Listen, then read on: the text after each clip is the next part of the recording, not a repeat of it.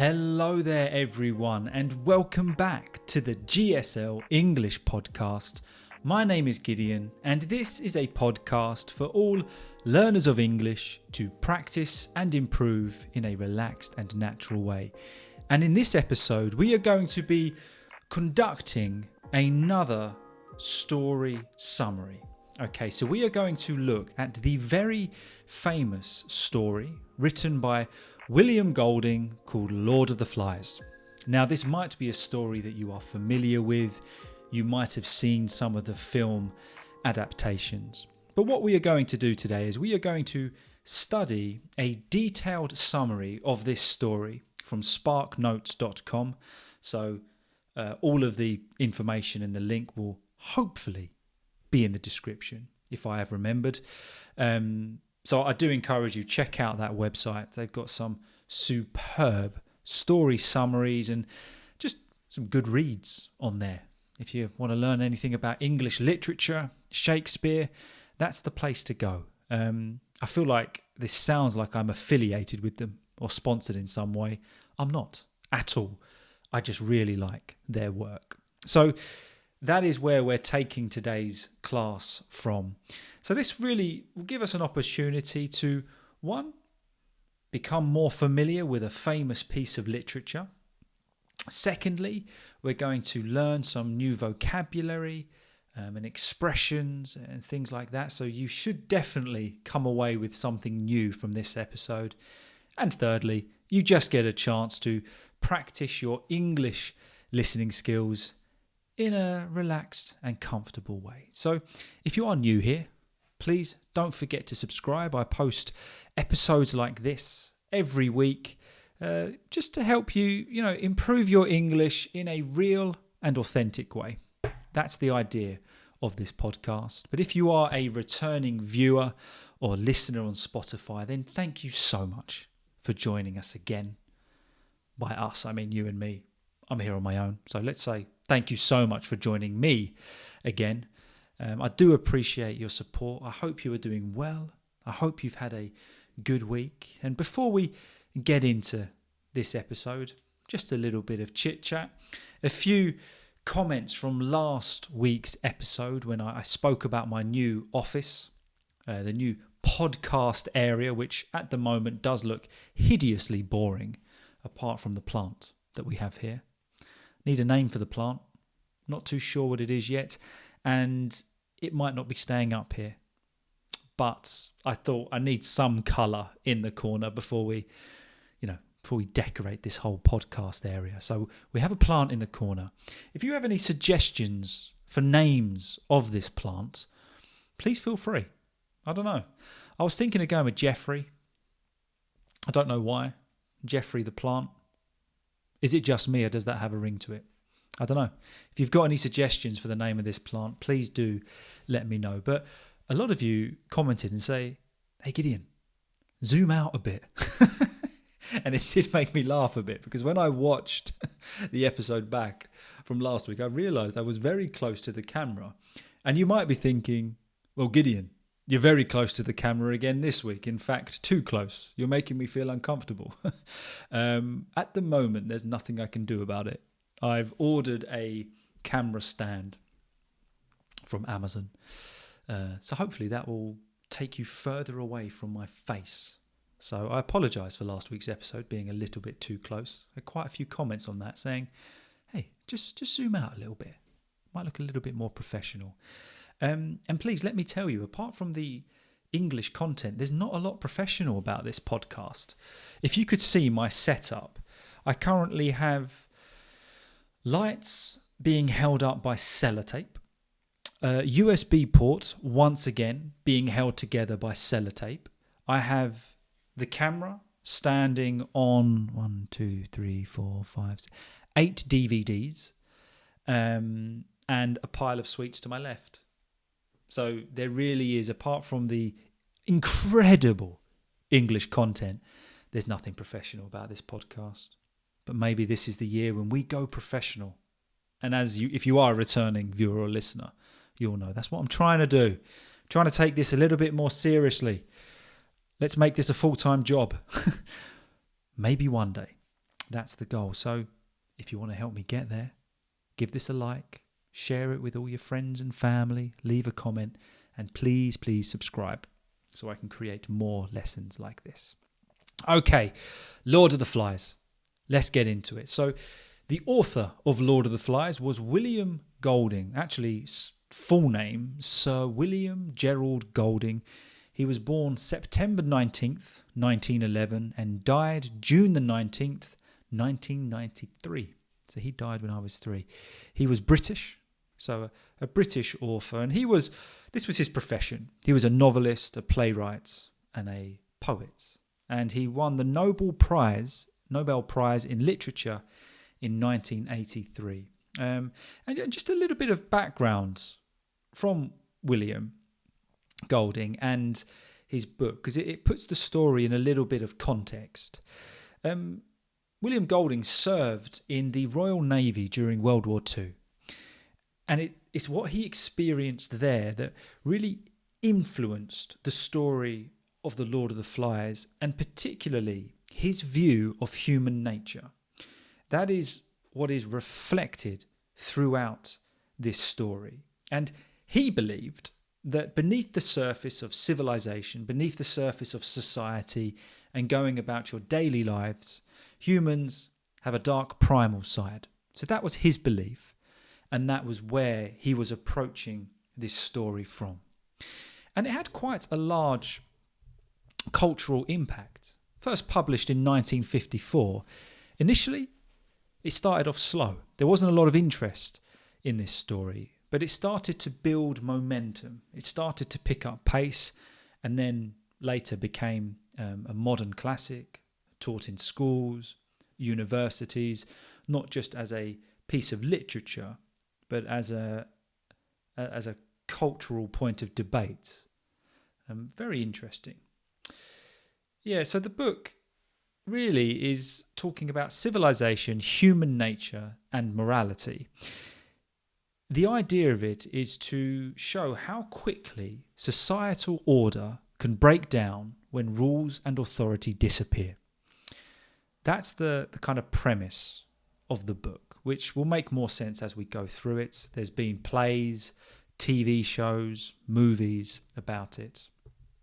And this novel, this story really sparked debate, sparked arguments and conversations about whether humans are inherently good or evil. So that was the point of discussion that it created. So very interesting. It's an interesting story, particularly from a social, ethical and a cultural point of view. But we're just going to look at this from the standpoint of a piece of literature. So I do encourage you, if you're watching on YouTube, read along with me now. You know, we're going to read it paragraph by paragraph, look at the vocabulary and see what we can take from it. But if you are listening on Spotify, if at all possible, just relax and enjoy going through this with me. As always, you know what I'm going to say. If you're in a position to get comfortable, grab a cup of tea or coffee, or seeing as the weather's quite nice in England, you know, grab yourself a nice cold drink, sit outside in the sun and go through this with me. But yeah, let's get into it. Lord of the Flies. Fries. Oh dear, what a start. Lord of the Flies. That's a completely different film about how chips and fries can never get on, and different forms of potato fighting for the right as the supreme potato. Lord of the Flies, coming next week.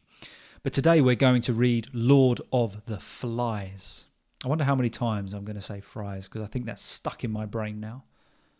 So let's start a counter. 1. Okay, Lord of the Flies. In the midst of a raging war, a plane evacuating a group of schoolboys from Britain is shot down over a deserted tropical island. 2 of the boys, Ralph and Piggy, discover a conch shell on the beach, and Piggy realises it could be used as a horn to summon the other boys. So it sets the scene here in this summary that we are in the middle of a raging war. And if something is raging, it is intense, it is violent, it is active.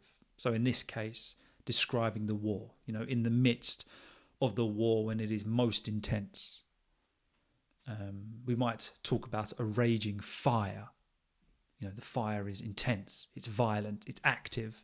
So they are in the midst of a raging war where a plane is evacuating a group of schoolboys from Britain. So to evacuating is removing people from a dangerous area for safety, which in this case was a group of schoolboys from Britain. And it is shot down over a deserted tropical island. So this island is deserted. It is abandoned. It is uninhabited. Nobody's living there. And being tropical, it's hot, it's humid, in the tropics. So that's what happens. During this war, plane is shot down and they land on a deserted tropical island. And then we are introduced to two boys. We have Ralph and Piggy. And they find this conch shell on a beach. And the conch shell is kind of that cliche, stereotypical shell that you use to make a horn sound. Large, spiral shell. And it can produce a loud sound when it's blown into. So they notice that they have this conch shell that can create a loud sound, and they can use it to summon the other boys on the plane together. To summon is to call or bring. So they blow this horn once landed to get all the boys together that were on that plane. Once assembled, the boys set about electing a leader and devising a way to be rescued. They choose Ralph as their leader, and Ralph appoints another boy, Jack, to be in charge of the boys who will hunt food for the entire group. So once they're all assembled, gathered together in one place, they decide, that we have to elect a leader. To elect is to choose something by vote. So they're taking this route here that, we can't have too many cooks in the kitchen. We've got to have a leader. We've got to have somebody that we follow. Kind of human nature, I guess. So they choose Ralph, this guy Ralph. And then Ralph appoints Jack.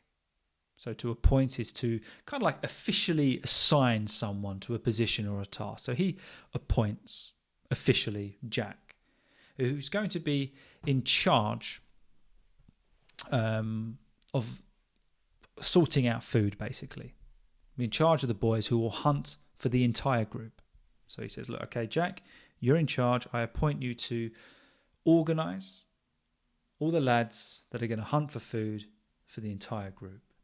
And at this point, they're devising a way to be rescued. To devise is to come up with a plan.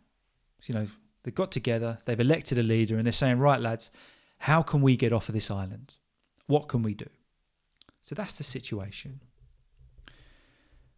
Ralph, Jack, and another boy, Simon, set off on an expedition to explore the island.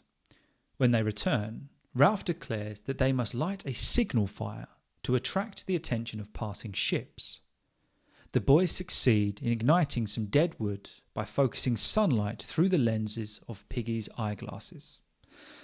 So there we have these lads. We've got Ralph, Jack, and Simon, and they set off on this expedition of the island. And an expedition is a journey with a specific purpose, usually to explore, to learn, to get to a certain destination. So they say, look, we need to understand the island that we're on. So they go on this expedition to explore. But when they return, Ralph says, remember, he's the leader, look, we need to set a signal fire, a fire that we can use as a distress signal for everyone to see. It can get the attention of the passing ships. Great idea. So that's what they decide to do. And the boys succeed, so they are successful in igniting, setting on fire some dead wood. So it's nice and dry. Dry dead wood is much more likely to go up in flames quickly. And they do this by focusing sunlight through the lenses of Piggy's eyeglasses. So lens is like a curved pieces of glass used in glasses to correct vision or focus light. So the lens is basically the piece of glass in your glasses. Now, this summary is taken from an American website, and that is why they said eyeglasses. So in American, they call like these spectacles eyeglasses. We just call them glasses. It's by the by. Doesn't matter. That's how they lit a fire. So they're doing quite well at the moment, really. They've got Ralph in charge. They thought, okay, we need food and water. That's fine. Jack's onto that. We need to see what the island offers. Are there any dangers? So they start exploring the island and also setting up a signal so that anyone passing by will see it and hopefully they can be rescued. Doing very well at the moment. However, the boys pay more attention to playing than to monitoring the fire, and the flames quickly engulf the forest. A large swathe of dead wood burns out of control, and one of the youngest boys in the group disappears, presumably having burned to death. So boys, being boys, they're young lads. They kind of start to pay more attention on playing, on having fun. They're boys on a desert island at this point. Not much is too terrible at the moment. So whilst they're having fun, they're playing around, they forget to monitor, to watch, to keep track of the fire. And of course, it's a dry, arid island with a lot of wood. So very quickly, that fire starts to engulf the forest around them. To engulf is to completely surround, to swallow up, to be engulfed in fire. So it's serious. So that fire has taken off. And then a large swathe of dead wood burns out of control. So a broad strip or an area of dead wood starts to burn out of control. They've lost control of this fire. It gets out of hand. Then one of the youngest boys in the group disappears. So they assume that he must have burned to death. At first, the boys enjoy their life without grown-ups being adults, and spend much of their time splashing in the water and playing games. Ralph, however, complains that they should be maintaining the signal fire and building huts for shelter. The hunters fail in their attempt to catch a wild pig, but their leader, Jack, becomes increasingly preoccupied with the act of hunting. So you see here that at first the boys, they're enjoying this life without grown-ups, thinking, this is all right. So they spend much of their time just playing in the ocean, splashing around, playing games, having a right laugh. But Ralph, being the leader, he's saying, guys, what are we doing? We need to maintain. We need to keep in control, keep it working, the signal fire.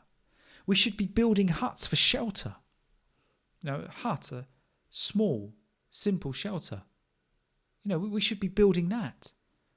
That's what we should be working on. And then the hunters fail to catch a wild pig. But this is the interesting part. Their leader, Jack, he becomes increasingly preoccupied with the act of hunting. If we are preoccupied, we are overly focused or obsessed with something. So this is quite an interesting point, because he's not preoccupied, not overly focused on the idea of providing, feeding the group. He's preoccupied on the idea, on the act of hunting. That's a point to keep in mind.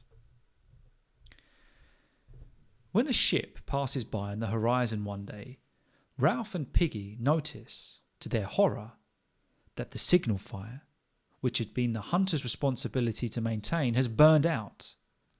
Furious, Ralph accosts Jack, but the hunter has just returned with his first kill, and all the hunters seem gripped with a strange frenzy, reenacting the chase in a kind of wild dance. So there's a ship on the horizon. The horizon is the line where the earth or sea appears to meet the sky.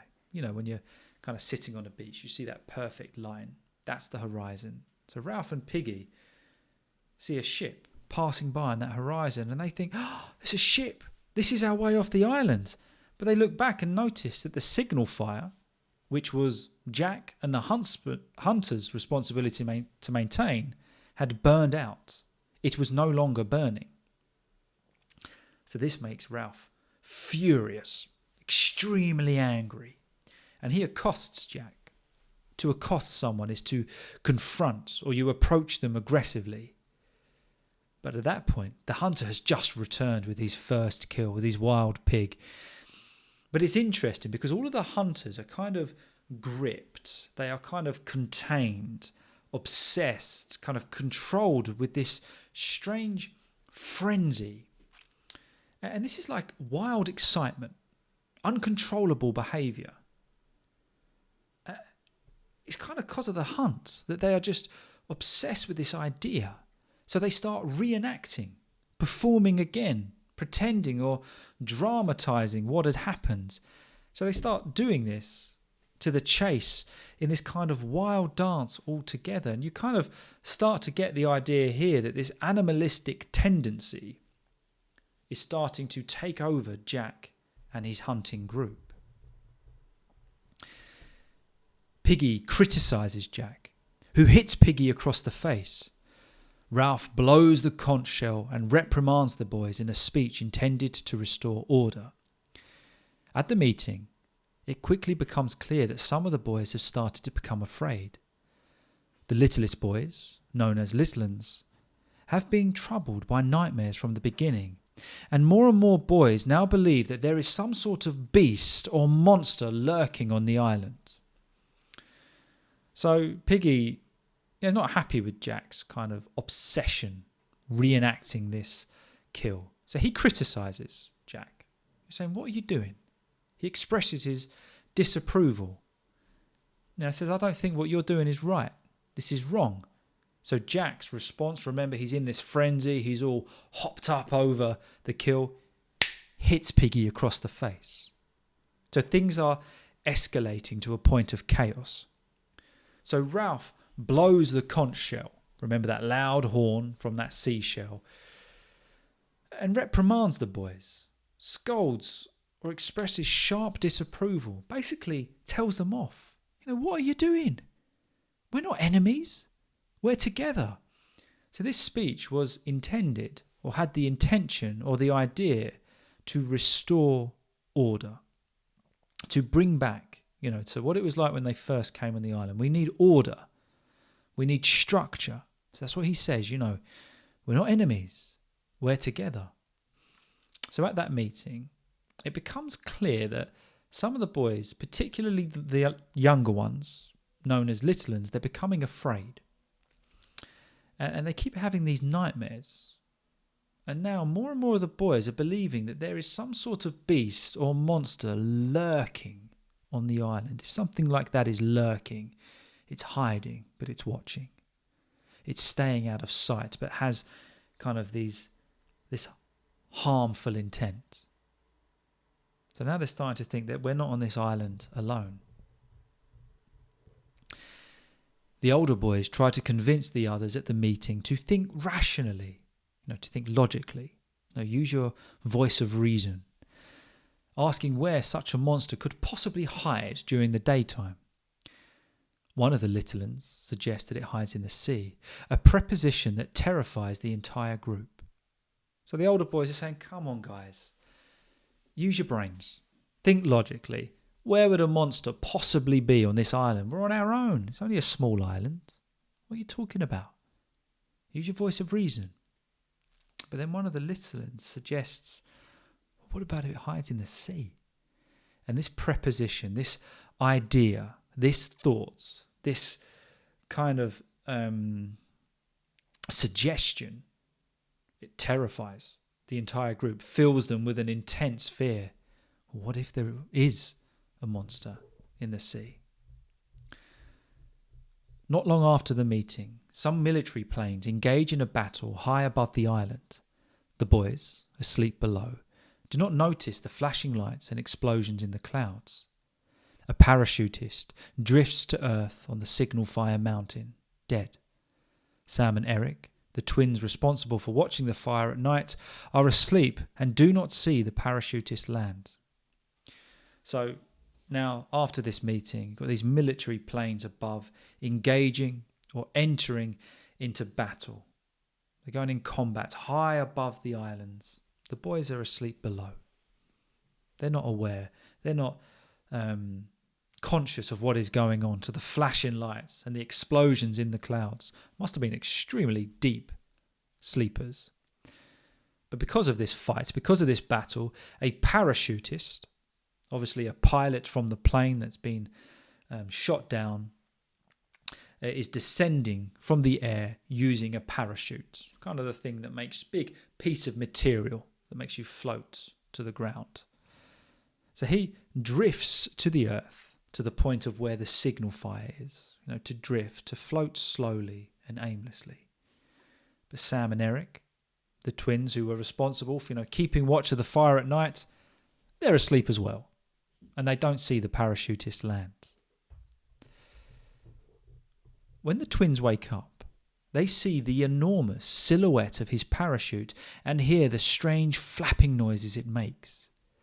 Thinking the island beast is at hand, they rush back to the camp in terror and report that the beast has attacked them. So because they were asleep, they don't know what they're seeing. So they wake up, bearing in mind they were supposed to be awake and aware of what was going on, and they see this silhouette of the parachute. Silhouette is like the dark outline or shape of something visible against a lighter background. So it's like you can see the outline of it, the rough shape, but you don't know what it is. That's what they can see. And they can hear the strange flapping noise of the parachute against the wind, which can be quite loud. So what's their initial thought? Oh, the beast is at hand. The beast is close. The beast is here. It's imminently going to attack us. So they rush back. They run back to the camp, terrified, in extreme fear. And they report to the team, the beast has attacked us. The boys organise a hunting expedition to search for the monster. Jack and Ralph, who are increasingly at odds, meaning they're arguing all the time, always disagreeing, always in conflicts, bearing in mind that Ralph is the leader, Jack is the appointed hunter. So they travel up the mountain. They see the silhouette of the parachute from a distance and think that it looks like a huge deformed ape. The group holds a meeting at which Jack and Ralph tell the others of the sighting. So they're not getting on, Jack and Ralph, but they say, look, let's go see what it is. Let's go see what's going on. And they see the silhouette, again, that dark outline of the parachute, but from a distance. And they think this looks like a huge, deformed ape. If something is deformed, it's misshapen. It's not in the shape that it should be. Twisted, it's not in a natural shape. So they hold another meeting where Jack and Ralph tell them of the sighting, of what they have seen.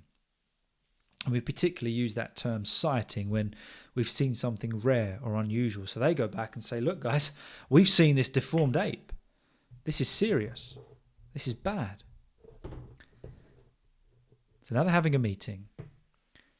Jack says that Ralph is a coward and that he should be removed from office. But the other boys refuse to vote Ralph out of power. Jack angrily runs away down the beach, calling all the hunters to join him. Ralph rallies the remaining boys to build a new signal fire, this time on the beach rather than on the mountain. They obey, but before they have finished the task, most of them have slipped away to join Jack. So Jack, this hunter figure, now says that their leader, Ralph, he's a coward. If somebody is a coward, they lack courage. They're not brave. They're scared. So Jack's saying, you're a coward. You shouldn't be our leader. You should be removed from office. Dismissed. Taken out of leadership. We don't want you here. But the other boys refuse. They say, we can't vote Ralph out of power. So Jack angrily runs away down the beach and he says, come on hunters, join me. So the hunters join Jack and Ralph rallies or gathers together the remaining boys and they build a new signal fire on the beach rather than the mountain. They obey, but before they finish, most of them are thinking, do you know what? I'm going to slip away. I'm going to quietly or secretly leave and go to Jack's group. I think we got more chance of survival with Jack. Jack declares himself the leader of the new tribe of hunters and organises a hunt and a violent ritual slaughter of a sow to solemnise the occasion. The hunters then decapitate the sow and place its head on a sharpened stake in the jungle as an offering to the beast. Later, encountering the bloody, fly-covered head, Simon has a terrible vision, during which it seems to him that the head is speaking. So now Jack, with his group of people, declares himself as the leader of a new tribe of hunters. So now they are a tribe of animalistic, primal hunters. And he organises a hunt and a violent ritual where they slaughter this female pig, not for food, but to solemnise the occasion. To solemnise something is to formally mark, to make it serious. So that's the purpose of killing and decapitating this pig. Decapitate, to cut off its head. And they put it on a stake. So you see here that this isn't just about survival now. This is about leadership. This is about tribal warfare. So then Simon comes across this bloody, fly-covered head of a pig, and then he has a vision, a hallucination or experience, during which, it seems to him that the head is speaking. The voice, which he imagines as belonging to the Lord of the Flies, says that Simon will never escape him, for he exists within all men. Simon faints. When he wakes up, he goes to the mountain where he sees the dead parachutist. Understanding that the beast does not exist externally, but rather within each individual boy, Simon travels to the beach to tell the others what he has seen. But the others are in the midst of a chaotic revelry. Even Ralph and Piggy have joined Jack's feast. And when they see Simon's shadowy figure emerge from the jungle, they fall upon him and kill him with their bare hands and teeth. So now, this voice that he's kind of envisioning, Simon, imagines belonging to the Lord of the Flies, which in this point is a symbolic figure really, representing evil and savagery. And in the vision, it says to Simon, "You'll never escape me because I'm within you. I exist within all men." And Simon faints, loses consciousness, falls to the ground. And when he wakes up, he says, "You know what? I'm going to go to the mountain," where he sees the dead parachutist. So at that point, he realizes there is no beast. This is something that's, it's not a real beast. It's something that doesn't exist externally on the outsides or separate. This is within us. This is an evil. This is a worry. This is a problem that is within each individual boy. So Simon says, "I've got to go back to the beach to tell others what I've seen, what I've found out. This will fix everything." But they're in the middle of this chaotic revelry. So they're in this wild, disorganized celebration and partying. Basically, they've lost their minds. They've gone primal. Even now, Ralph and Piggy have joined Jack's feast. So Jack's won as the leader, and they're dancing. They're gone crazy, absolutely crazy. And when they see Simon's shadowy figure emerge from the jungle, what's their first instinct? To fall upon him, to attack suddenly and violently. And they kill him with their bare hands and teeth. Completely lost their composure. The following morning, Ralph and Piggy discuss what they have done. Jack's hunters attack them and their few followers and steal Piggy's glasses in the process. Ralph's group travels to Jack's stronghold in an attempt to make Jack see reason, but Jack orders Sam and Eric tied up and fights with Ralph. In the ensuing battle, one boy, Roger, rolls a boulder down the mountain, killing Piggy and shattering the conch shell. Ralph barely manages to escape a torrent of spears. So Ralph and Piggy are now discussing what they have done. And Jack's hunters decide to attack them and their few followers, and they steal Piggy's glasses in the process. So Ralph's group travels back to Jack's stronghold, his defended place, his base where he's kind of holding his mutiny. And they want to make Jack see reason, want him to, come back to normality. But instead, Jack says, no, you must fight. That primal instinct kicking in. So in the ensuing battle, in the battle that followed, this lad Roger decides to roll a boulder down the mountain and unfortunately kills Piggy and shatters the conch shell, which is what they used as a horn. And Ralph barely, so just about, managed to escape this torrent of spears, overwhelming outpouring of this weapon.